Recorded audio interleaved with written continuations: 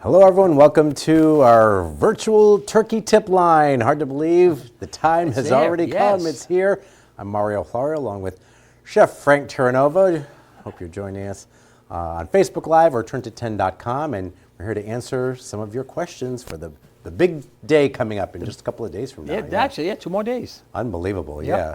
So post your questions live during here, and we also have some questions that were already posted previously, and we also put just some common questions up there, so maybe that will cover some of the questions you have. But we're going to start here, and we're going to look at Monica here. Do you recommend cooking a turkey in a bag?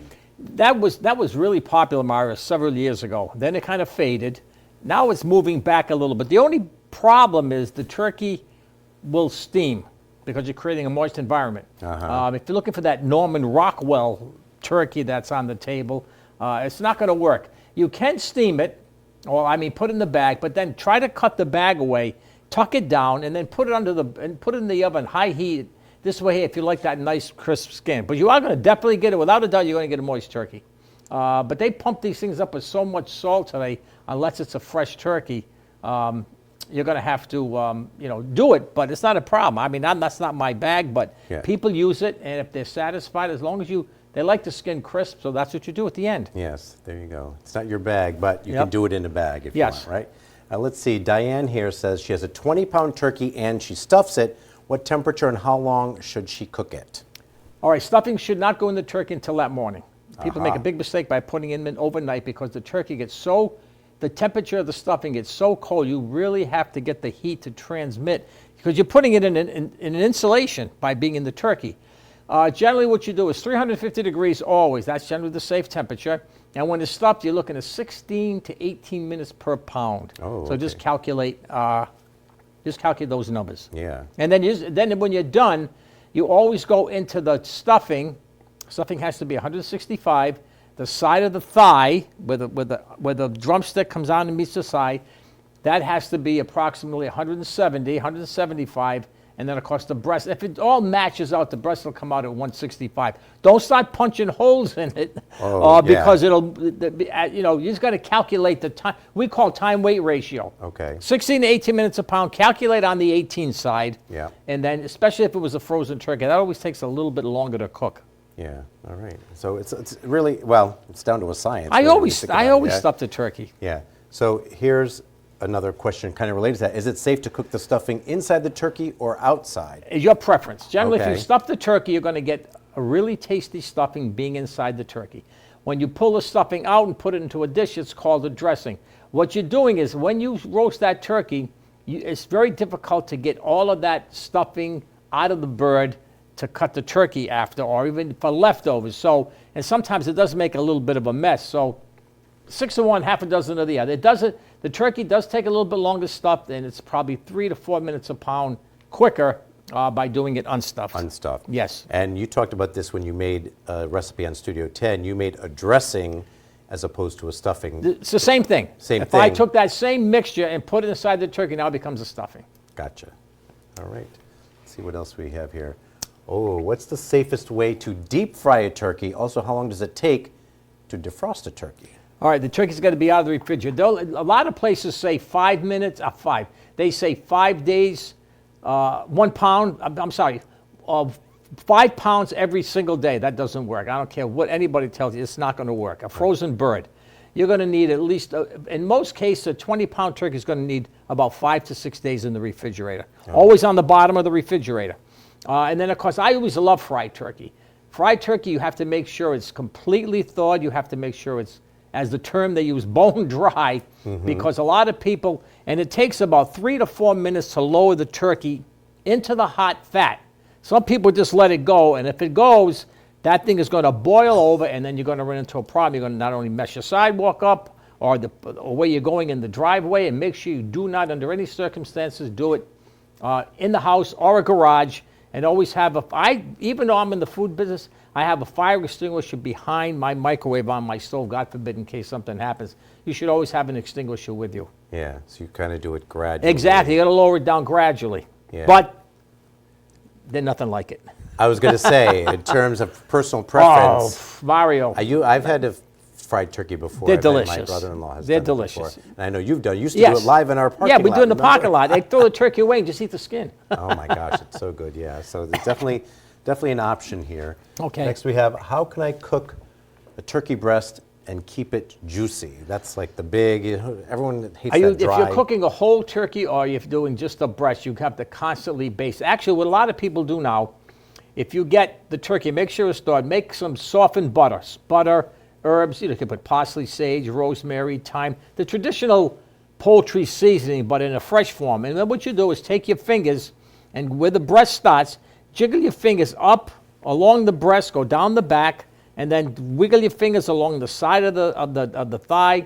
Then you take this butter and stick this butter in between the skin. Don't rip the skin. And then take your hand and rub the top of the skin of the turkey. And what you're doing is you're massaging it. You're forcing the butter all over the underneath.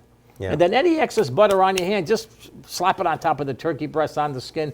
Let me tell you, you're going to get not only a flavorful turkey, you're going to get a very moist turkey because that butter is basting that thing. There's not enough fat on the turkey to create that moisture. That moisture, you Exactly. have to create Butter it. works. Yeah. We have a question that was posted live from Gina. I'm using an electric roaster. What temperature should I cook it for and how long? It's a 20-pound bird. Always at 350. Now, I don't know if this is a convection roaster or it's a still roaster. If it's a convection roaster, you can go about maybe 10 degrees cooler because you're rotating the air. I have double convection ovens at home, and I do it constantly at 350 degrees. If it browns a little bit too quick, I'll turn it down. Unstuffed, generally 12 to 16 minutes a pound. For stuffed, anywhere from 16 to 18, 19 minutes a pound. Okay. For that 20-pound turkey, you have to calculate the time and the weight. Right, exactly. So I think you kind of answered this, but this is a question. How long and at what temp to cook a 13-pound turkey that's fresh, not frozen? You're looking at the same, it doesn't make any difference. You're going to probably cut maybe 2 or 3 minutes per pound off if it's a fresh turkey. One thing I want to warn the viewers. If you buy a turkey and it has those pop-up timers, run the other way.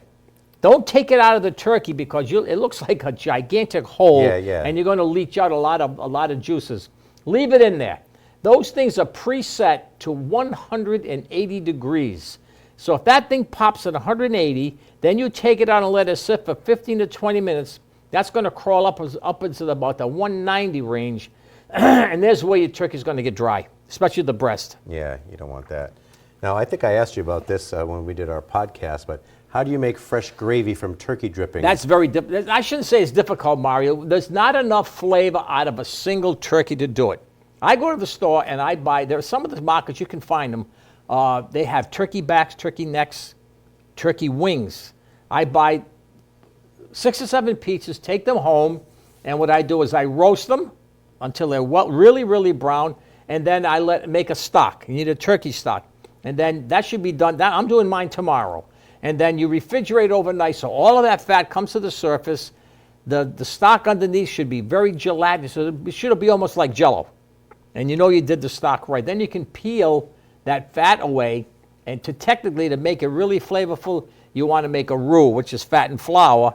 And that's how you thicken up the juices. But there's not enough moisture in the turkey. Now, you get a turkey, they pump them up with so much sodium solution, anywhere from 3, I've seen a 3, 8%, 20%. That water has to go somewhere when you're cooking the turkey. Now your pan's going to fill up. You're going to, oh boy, I got all this juice. All you have is salt water. Oh, yes, you're not going to have a true gravy. Yeah. Dale is posting live. If you have a frozen turkey, when do you take the package off when you're defrosting it? Well, first of all, you're not going to get the package out of it until it's completely thawed, because the neck is in the cavity, and when they take the turkey is compressed. So the drumstick and the thighs are compressed down, so it's tough to get that neck out. And then underneath the flap where the breastbone is, where the wishbone is, there's where they cut the giblets. They'll put the turkey, they'll put the heart, the gizzard, and they'll put the liver there. But basically, you want to get that neck out of there. So normally, today or tomorrow, they've got to put that turkey in a sink. They got to stand it upright and try to force, because they wire those legs. Some of the turkeys, they use plastic or they use wire. You got to get them separated, or you got to let water trickle in. You got to get that neck out of it. The neck is beautiful because that goes into part of making the gravy. Okay. Some people eat it, but I mean, normally I just roast it and just make gravy with it. Oh, yeah. And this is always a debate in many households, the canned versus the fresh cranberry sauce. But do you have a good recipe for a fresh cranberry sauce? It's so simple, it's unbelievable. First of all, just go get a pound of cranberries. You make sure you wash them. And I do this, I make it every year. My daughter just asks and asks for it, so I'll make it. And I'll just take and put the cranberries in a pan, about a half a cup of sugar, and I'll take an orange, and I'll grate the zest, because they like it orange flavored, and then about a half a cup of water. Put it on the stove and bring it up to a simmer. Now, when it starts to cook, you're going to hear them popping. You're going to hear the weird noise of what's happening. The cranberries are bursting. When the cranberries are bursting, it's shooting out its pectin. So at that point, you want to, till you get them all done, and then shut it off, and then refrigerate it. And it's not going to solidify. It's not going to be like that canned stuff. But, I mean, the fresh whole cranberry sauce, in my opinion, is delicious. Especially if you make a sandwich with it. It spreads. If you don't want the skins, then you're going to have to put it through a strainer, and you're going to have to push the cranberry through, and you get a very smooth texture. But if you don't mind the skins, they're not that bad. Yeah, I think I've had it with... But you can put orange and/or lemon. You can actually put a little bit of, just a splash of port wine in there. I mean, you can get pretty exotic with this. And people put walnut. I've had it with walnuts in walnuts? it too. Yeah. Okay. So I don't know if that's any good, but... Sounds good. Yes. Oh, this is actually not a question, but a very astute statement. Keep Mario away from the turkey. There will be nothing left. You know what they're doing? People are telling me they're covering the turkey. Somebody sent to me on Facebook a turkey was completely covered with braided bacon. You had to see this thing. I'm going, okay, that's not for me. I mean, not that I would eat it, but did you see that? No, but I was going to ask you. Well, I always see memes and things on Facebook or Instagram with people do everything with bacon. People buy bacon and they lay it out on parchment paper, and they braid it or they weave it. Oh yeah, weave it, and then they put it on the. Put it in the freezer. Let it get firm so it doesn't fall apart. Then just take it and drape it over the turkey, and then you cook it with the bacon. You cook it with the bacon. As the bacon shrinks and cooks, it just sucks onto the turkey, and there you go. I have an idea. Then you can eat bacon. There you go. Have for bacon. Your next recipe. There you go. I think that's all the questions we have live and the ones that were submitted ahead of time. Do you have any just general advice for people in terms of cooking their meal? First, the turkey should be out of the freezer by now. And under any circumstance, do not leave the turkey on the counter overnight. It'll work, but you're taking a chance. You can't. People ask that question. They leave it in the trunk of their car. They leave it on the porch. I put it in my garage. Well, that's definitely unsafe. You have to get that thing out of the freezer. Technically, like I said, some people I haven't seen too many gigantic birds this year. The biggest I've seen is maybe 20. I remember seeing 26, 28 pounders. Those things are gigantic. You don't really see too many. They didn't raise too many because since COVID, when they raised the birds, they had a tendency, they didn't want large groups. Well, maybe only Rhode Island said that, but they didn't want large groups to get together, so the big turkeys went sideways. But this year, they're in that, I've seen anywhere from 16 to 20 pound range. Yeah. And have a great time with it. I mean, you cook it correctly, baste it.